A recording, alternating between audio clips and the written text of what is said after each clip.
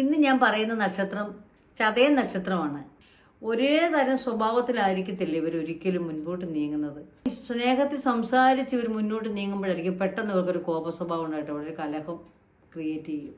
അനാഥരായവരെ, ആരും ഒരു നോക്കാനില്ലാത്തവരെ, രോഗികളോട്, ഇത്തരക്കാരോടൊക്കെ, അനാഥത്വം പേർന്നവരോടൊക്കെ ഇവർക്ക് നല്ല അനുകമ്പയും സഹായഹസ്തം ഒക്കെ വെച്ച് നീട്ടും. സഹായിക്കേണ്ടവർക്ക് സഹായിക്കും, നന്മയുണ്ടവർക്ക് നന്മ ചെയ്യും. പക്ഷേ ഈ സ്വഭാവം ഇങ്ങനെ മാറി മറിഞ്ഞ് വന്നുകൊണ്ടിരിക്കും. ഒരു പർട്ടിക്കുലറായിട്ട് ഒരു സ്റ്റേബിളായ ഒരു സ്വഭാവം ഇവരിൽ നമുക്ക് കണ്ടെത്താൻ കഴിയില്ല. മറ്റൊരു എടുത്തു പറയത്തക്ക ഗുണമെന്ന് പറഞ്ഞാൽ കുടുംബത്തിലെ എല്ലാവരോടും സ്നേഹമായിരിക്കും, മാതാപിതാക്കളോടും സ്നേഹമുണ്ട്, ഗുരുഭക്തിയുണ്ട്, ഗുരുബഹുമാനമുണ്ട്, മാന്യത പുലർത്തുക, അങ്ങനെയൊക്കെ ഉള്ള നന്മ ഗുണങ്ങളും ഇവരിൽ നമുക്ക് എടുത്തു പറയത്തക്ക ഗുണം തന്നെയാണ്.